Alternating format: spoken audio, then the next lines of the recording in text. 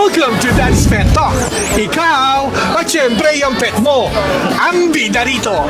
Sir, magandang hapon sa sir. Pwede mo bang ipakilala ang iyong sarili? At syempre kung anong meron dito sa Nijero Animal Farm at Musang King ng Philippines. Ako nga pala si Raven. Ako yung owner ng Nijero Animal Farm at ako din yung Musang King dito sa atin sa Pilipinas. Sir Raven, anong unang-una mong pet nung bata ka? Ang unang-unang pet ko nung bata pa ako is iguana. Nag-start ako ay sa iguana. Mga ilang taon kayo, sir? Siguro mga 14 years old. Nag-start ako sa iguana. 14? Grabe, no? Batang-bata, sir. Sir, paano ka napunta sa Musang, kaya tinawag kang Musang King ng Philippines sa Nijero Animal Farm? Ano yung nag-inspire sa'yo? Paano ka napunta sa ganitong pagbibreed? Sa pagbibreed kasi, number one is kasi hilig. Hilig ko na siya, talagang hobby ko. Simula bata pa ako. Pinangarap kong magkaroon ng farm someday. So, ngayon, meron na akong Nijero. Yun, no? Nangarap lang din ako dati. Sana all! Dati, nagagandaan ako sa mga lahat ng hayop na mga like ball python, yan. Tapos mga sugar glider. Sabi ko, someday magkakaroon din ako niyan. So, yung pangarap ko, natupad naman. Sir, paano yung nagtulak sa'yo? Kasi nakita ko sa likod mo, iba-iba na yung mga pets na dala mo rito eh. Baliban sa Musang, sir. Ano yung mga naging mo rito, sir? Inspiration, bakit ang dami mo na ngayon mga pets, sir? Isa sa inspiration ko is katulad niyan, kung mapapansin mo, yung mga alaga ko, karamihan kasi is puro local dito sa atin sa Pilipinas. Baba. Kasi napapansin ko, katulad ng unang-una, musang, yan, nauubos sila utay-utay. Tapos, nakikita ko, may mga kinukulong sila, yung mga musang, hindi inalaga mabuti. Tapos nauubos na kasi yung ibang part ng Pilipinas, wala na halos musang. Kasi, yun nga, kaya ang ginawa ko, naging challenge sa akin na mag-alaga ako ng civet cat para paramihin sila. Paramihan. Sa side ko ng captive breed. Yun. Captive breeding, at least safe sila. Sir, kumbaga talagang malaking maitutulong mo sa environment natin, sir eh. Kasi hindi pwede mawala yung mga yan eh. Tama po, tama. Kasi sir, di ba? Kumbaga may biodiversity talaga Opo, opo. na kahalagaan dito lahat ng mga pets dito, Opo, sir. opo. Sila po yung pambalanse, kumbaga. Sir, sa mga nandito ngayon sa International Pet Summit, talagang grabe ang daming tao rito. Sir, bakit mo naisipang i-showcase dito yung Musang King Philippines sa Nijero Animal Farm? Kaya nag-join ako dito sa event na ito kasi nga kaya natutuwa ako na ipaalala yung mga hayop ko kasi para makita ng mga newbie na hindi lang basta pag-aalaga or something, para may share ko rin sa kanila na pinaparami ko sila. Yung love talaga na... Pinaparami ko sila, kumbaga. Sir, ito sir, anong katangian ng musang mo na sobrang napapamahal ka or na-attach ka? Sa musang ko is malambing. Malambing. At saka kailangan talaga ng nakatuto ka sa kanila. Kasi ang civet cat, kung halimbawa baby pa lang, sa pool na inalagaan mo sila, dapat hanggang umidad sila. Hinahanap-hanap kasi nila yung civet cat. Sir, ano mga kinakain yan, sir? Pag mga ganitong size, yung milk powder, Milk powder? na Royal Canin, yun yung binibigay ko. Masyali na.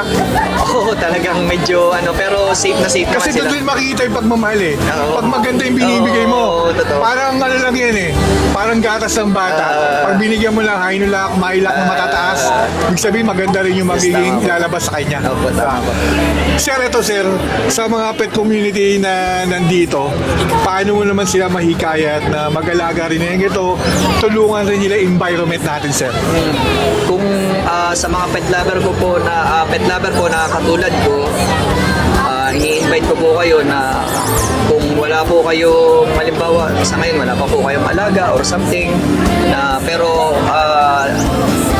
pet lover po kayo, sa pamamagitan po ng pagsuporta sa mga wild natin dito sa Pilipinas, tulad ng mga civet cat, scoop owl, kung maaari po is ingatan nyo at pahalagaan nyo po. Kasi pag naubos po talaga, kawawa naman po yung ating kalikasan. Di ba sir, yung sa Napaka-importante po Mindoro nga, di ba, yung tama raw, nawala na yun pawala na Pero sir, sa tulad nyo, ng mga pet lover natin, sa pagbablog ng mga geto, sa pet community, naalagaan ngayon yung tama raw. May lumilitaw na sa iba-ibang lugar sa Mindoro na may tama raw na naglalabasan na. Opo. Di ba, ibig sabihin nyo sir, malaking tulong rin to. Opo, na-preserve Tulad ng din po. kagaya mo sir, Opo. na ma-educate yung mga pet community natin na pahalagaan lahat, hindi lang dogs and cats, o baga all animals. Opo, tama po. Sir, bali po sir, pag bumili ba, pag nag-rehome ba to sa inyo sir, yung mga pets na to, pwede ba kayong laging tanungin para i-guide nyo sila sir? Yes po, marami na rin pong nakabili sa atin. Willing po akong mag-advise anytime, or kahit naman po hindi po sila nakabili sa akin, yun na lang po yung sample. Pag po may humingi ng tulong kasi may na-rescue sila or something, binibigay ko po yung mga knowledge na natutunan ko para mabuhay nila yung like musang, mga ganyan, mga scoop owl po. Tinuturuan ko po sila. Nagre-rescue ka rin sir? Kunyari, Nagre-rescue din po. Kaya tinawag ka Musang King sir Opo, opo. Sir, sa pagre-rescue sir, ano yung una mong ibinibigay para, alam natin, medyo takot pa rin sa tao, lalo pag nakita, di ba? Ano yung mga ginagawa mo para technique para makuha sila kagad sir? Unang-una po is sa pagkain, tapos sa maayos na kulungan. Yung talaga pupuntahan no? Pero pagkatapos po nun, kailangan din po nating i-surrender sa pinakamalapit na DNR kasi hindi naman po natin sila pwedeng i-keep. Yun naman talaga totoo. Opo, di po Yun ang natin- maganda sa inyo sir, kaya Di po natin sila dagdag pwedeng- kaalaman talaga ito Opo, na hindi hindi po to natin pwedeng sila pwedeng i-keep ng walang papers kasi. para rin yung kabuhayan nila kasi hindi pa tayo maalam Opo. may mga expert dyan tulad ng mga Opo. nasa DNR Opo. na dapat mapunta talaga sa kanila yan, di ba? Opo. Pero sir, pag nagre-home sa ito mga to, kumpleto papers din naman yan. Complete papers po yan. Yun, no? Tapos, complete guide din po. Anytime po pwede nilang message, anytime po, re-reply Yun, po no? ako. Siyempre si Raven yan, ang Musang King. Sir, sa mga, pero sir, may mga katanungan dito. Dahil siyempre, may nakita ako mga kids na nandito. Sir, pwede rin ba sa kanila yan na alagaan rin nila? Pwede rin naman po, pero mas okay po na i-guide po sila ng mga magulang Mga nila. guardians O, sila, no? Yung willing din po yung parents nila para mas Kasi, totoo naman yun, sir, di ba? Opo. Yung parents din nila mag-aalaga dyan. Opo, totoo po. Kasi ang totoo po, hindi po ako nag-out basta-basta. Kung alam ko, inaaral ko muna po kung kaya ba nilang alagaan yung civet cat or kahit anong alagang hayop ko, kung sa una lang ba, kung hype ba, kaya gusto lang nila, parang ganun. So, doon po talaga ako sa focus or talagang willing at saka pet lover para hindi po kawawa yung mga alaga natin. Yun yung maganda sa sir mga pet community, pet talk, hindi basta-basta nagpaparehoming to. Talagang titignan niya kung kakayahan para hindi kagad masira yung kalusugan, yung health ng mga pets na nandito na binibigay niya na quality talaga sir. Sir, ano yung mga pwede mong i-message sa pet community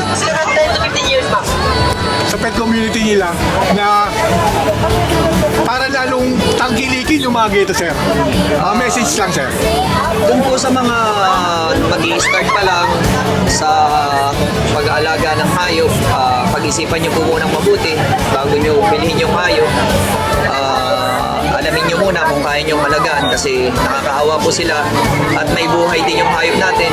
Hindi mo pwedeng pag pinili natin sila, nagsawa tayo, iwan na lang natin sa kulungan.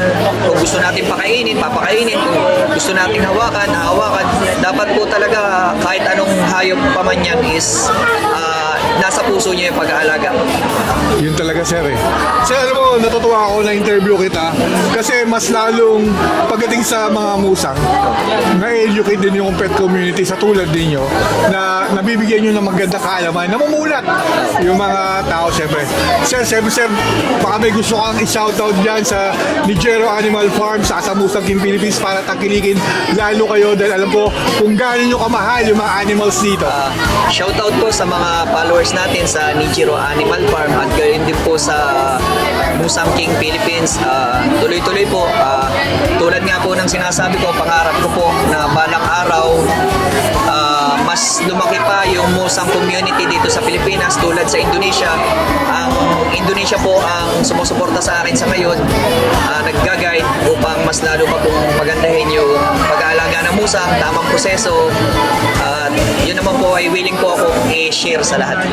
You know, siyempre sir, isang kagalakan na na-interview ko si Musang King at ang may-ari ng Nijero Animal Farm. Thank you po. Sir, siyempre ito yung Daddy Wax ng Daddy's Pet Talk. Ikaw at siyempre yung mga pet mo ang bida rito. Thank you sir. Thank you po. Thank you po. Daddy's Pet, where love stands tall. Kapag mayagang, cute at happy.